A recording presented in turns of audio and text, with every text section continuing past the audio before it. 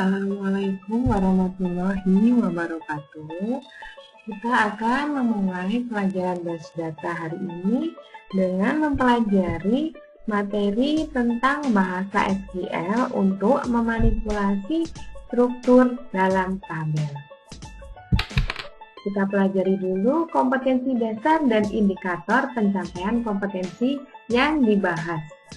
Yang pertama, kompetensi dasar yang dibahas hari ini tentang menerapkan bahasa SQL dasar untuk memanipulasi tabel dalam basis data. Indikatornya berupa menjelaskan, menerapkan, dan menganalisis perintah SQL untuk memanipulasi tabel dalam basis data. Kemudian untuk kompetensi dasar keterampilannya, saya akan menjelaskan tentang membuat kode SQL dasar untuk memanipulasi tabel dalam basis data. IPK-nya tentang mengkreasi pembuatan SQL untuk memanipulasi tabel dalam basis data. Tujuan pembelajaran yang akan kita pelajari hari ini adalah kalian dapat menjelaskan, menerapkan, dan menganalisis perintah SQL untuk memanipulasi tabel dalam basis data secara benar, mandiri, percaya diri, dan bertanggung jawab. Serta kalian dapat mengkreasi pembuatan kode SQL untuk memanipulasi tabel dalam basis data secara kreatif dan sistematis. Nah, ini materi yang akan kita bahas hari ini. Kita akan membahas tentang bahasa SQL untuk memanipulasi tabel. Materinya yang pertama adalah perintah alter yang terdiri dari add, change, rename, dan drop. Kemudian ada perintah drop yang digunakan untuk menghapus suatu tabel. Yang pertama kita bahas hari ini adalah alter table. Apa sih itu alter table? Jadi, alter table itu digunakan untuk mengubah struktur tabel yang telah kita buat. Dengan adanya alter table, kesalahan pada kekurangan pembuatan tabel tidak perlu dirisaukan lagi, karena perintah ini dapat digunakan untuk menambah atau mengurangi setiap kolom yang ada. Seperti minggu kemarin, kita kan sudah membuat tabel. Nah, kalau seandainya kita sudah membuat tabel, kemudian ada kolom yang salah namanya, kita tinggal menggunakan perintah alter table aja. Kalau minggu kemarin, sebelum kita mengenal tentang alter table, kita akan membahas atau menghapus dulu tabel yang kolomnya salah, kemudian kita bikin tabel lagi. Jadi menurut saya akan lebih susah. Jadi waktunya nanti kalian akan habis digunakan untuk menghapus tabel dan membuat tabel lagi. Dengan adanya alter table, kita jadi lebih mudah ketika ada perubahan atau kesalahan pada struktur sebuah tabel. Di sini saya akan memberi contoh. Ada sebuah tabel siswa. Ada kolomnya. Kolom yang pertama adalah kolom miss, kolom kedua nama, kolom ketiga kelas, kolom keempat nilai underscore UTS. Ketika saya sudah membuat tabel siswa seperti ini, saya ingin menambahkan nilai UAS setelah kolom nilai UTS. Seperti itu misal. Kalau minggu kemarin kita kan akan menghapus tabelnya dulu, kemudian kita bikin tabel siswa lagi. Nah, kalau sekarang tidak perlu seperti itu. Jadi waktu kalian tidak akan habis untuk menghapus dan membuat tabel lagi. Kita tinggal menggunakan perintah alter yang digunakan untuk menambahkan kolom setelah kolom nilai UTS. Di sini saya memberikan contoh tabel siswa. Bagaimana penerapannya ketika dijalankan menggunakan SQL Feeder? Kita praktekkan langsung ya. Seperti biasa, kita membuka alamat di websitenya SQL Feeder dengan perintah alamat www.sqlvideo.com. Kemudian kita bikin tabel siswa. Tabel siswanya tadi, nah namanya siswa, berarti create tabel siswa seperti ini. Kurung buka. Kolom pertama tadi NIS. NIS datanya berupa apa? NIS tadi datanya berupa angka. Berarti tipe data yang digunakan adalah tipe data integer. NIS integer dalam kurung 6, not null primary key. Sudah paham ya tentang not null primary key? Minggu kemarin tentang pembuatan tabel sudah kita bahas. Jadi not null itu artinya tidak boleh kosong. Primary key berarti kolom yang ada pada tabel siswa NIS-nya sebagai primary key. Kolom kedua namanya adalah kolom nama. Berarti tipe datanya varchar, kemudian saya beri 10. Kolom ketiga namanya adalah kolom kelas. Jadi seperti ini. Datanya berupa huruf atau karakter. Saya menggunakan tipe datanya varchar. Kemudian kolom keempat namanya adalah nilai UTS. Karena nilai UTS berupa angka, berarti tipe data yang saya gunakan adalah integer. Seperti ini anak-anak. Jangan lupa diberi kurung tutup dan titik koma. Kita build skemanya. Nah, skema ready artinya pembuatan tabel kita yang kita gunakan sudah berhasil. Untuk melihat struktur tabelnya seperti apa? Seperti ini. Kita klik browsernya, kemudian kita pilih nama tabelnya. Di sini akan terlihat tipe data yang digunakan, kemudian nama kolom. Nama kolom kelas, tipe datanya varchar, jumlah karakter maksimalnya 5, seperti itu. Selanjutnya, kalau sudah, kita akan membahas tentang perintah alter table yang pertama, yang namanya add. Add itu digunakan untuk menambah kolom baru dalam suatu tabel. Perintah add itu menggunakan dua kalimat atau dua kata. Ada kata first sama kata after. First itu penambahan kolom yang diletakkan pada urutan pertama pada suatu tabel. Kemudian after itu penambahan kolom yang ditentukan setelah kolom yang ditunjuk pada suatu tabel. Nah, misal di sini penggunaan first pada add. Jadi alter table siswa add nomor urut integer dalam kurung 3. Bagaimana ini maksudnya? Kita praktekkan saja, kita terapkan di SQL Video. Tadi perintahnya alter table siswa add nomor urut integer 3 seperti ini ya. Kita build skema, kemudian kita lihat struktur tabelnya.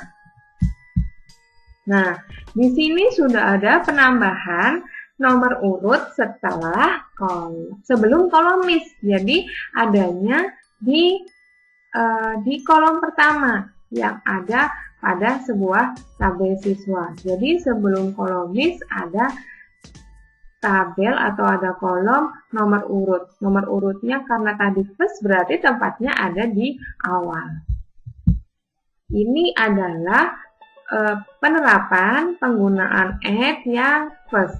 Kemudian add itu tadi ada yang namanya after juga ya anak-anak ya. Ini.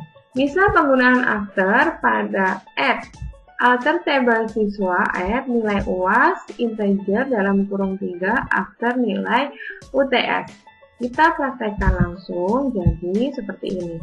Di bawahnya alter table siswa add nilai UAS. Berapa tipe datanya tadi? Angka, kemudian jumlah karakter maksimalnya tadi ada 3. After nilai UTS. Seperti ini. Kita build. Nah, skema ready artinya perintah yang kita gunakan untuk menggunakan alter tabel sudah berhasil, jadi tidak ada error. Kita lihat hasil penerapan dari alter table siswa add nilai UAS integer after nilai UTS. Kita lihat. Nah, di sini akan terlihat setelah kolom nilai UTS itu ada kolom baru yang namanya nilai UAS. Seperti itu. Kemudian, maksudnya apa sih ini? Jadi maksudnya seperti ini. Alter table siswa, perubahan struktur yang ada pada tabel siswa, di mana akan ditambahkan nilai UAS yang tipe datanya integer, kemudian jumlah karakter maksimalnya adalah 3 setelah kolom nilai UTS. Makanya tadi setelah menjalankan program ini, ada kolom nilai UAS setelah kolom UTS. Oke, selanjutnya penggunaan perintah rename. Rename itu digunakan untuk mengubah nama tabel.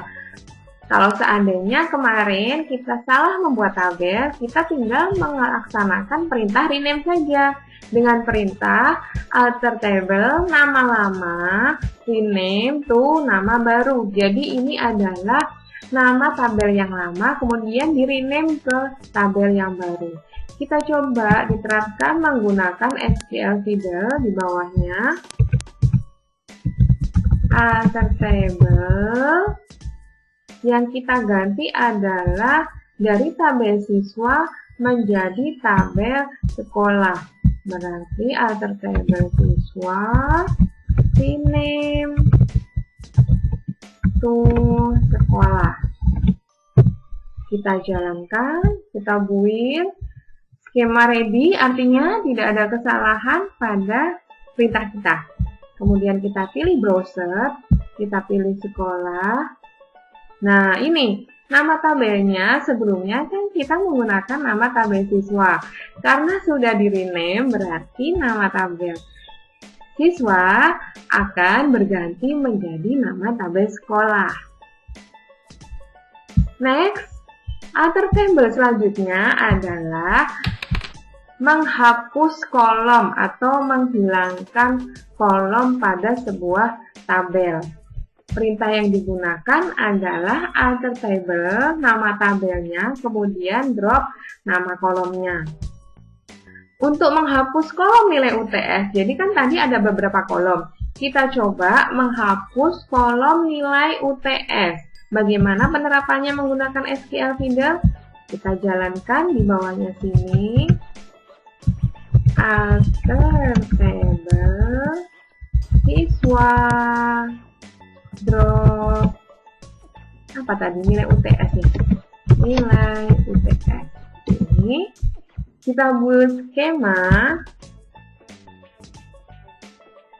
Oh, maaf. Jadi, kenapa ini ada kesalahan?